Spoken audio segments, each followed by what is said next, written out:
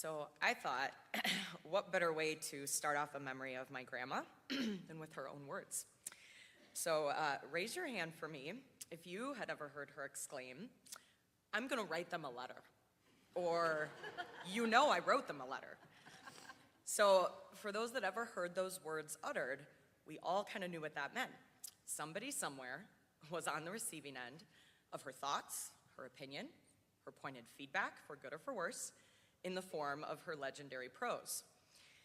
Now, this habit of my grandma's may have seemed surface level to some, but it was born out of her deep conviction that her voice just deserved to be heard. Now, that was a rare thing for a woman growing up in the era that she did. The society that she grew up in told women to be submissive, to be passive, and to be quiet. I don't think any one of us would use any one of those words to describe my grandma.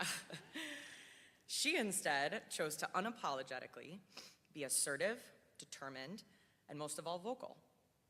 She would tell me stories of how she took college courses as an adult and would spar with people half her age in her class to challenge herself and their thinking. Or how about when she entered the workforce after having kids in a doctor's office? She would give her advice to doctors about what she saw opportunities to do things better.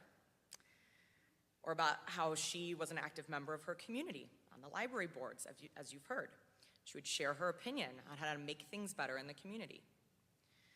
Or how about when she was part of the Women's Commission for the Missouri Synod as they looked at the roles of women in church?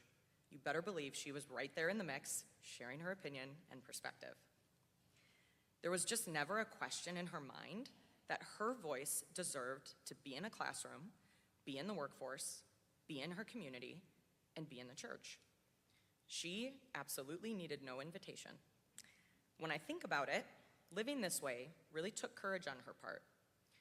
Her belief in the value of her voice was stronger than any fear she may have had of it being rejected, even when she dared to share it.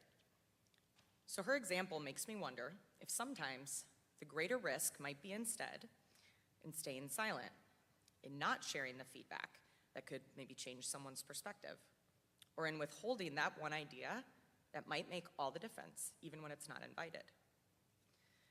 So as I reflect on the legacy of my grandma, who never shied away from writing a letter, I use her memory as a constant reminder to consider.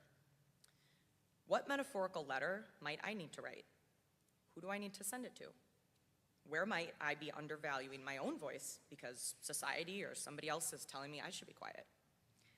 And how might staying quiet be a missed opportunity to actually be making a difference for someone when they maybe didn't know they needed it? So as a way to honor her memory, I invite you all to do the same. Otherwise, you might just hear about it in a letter.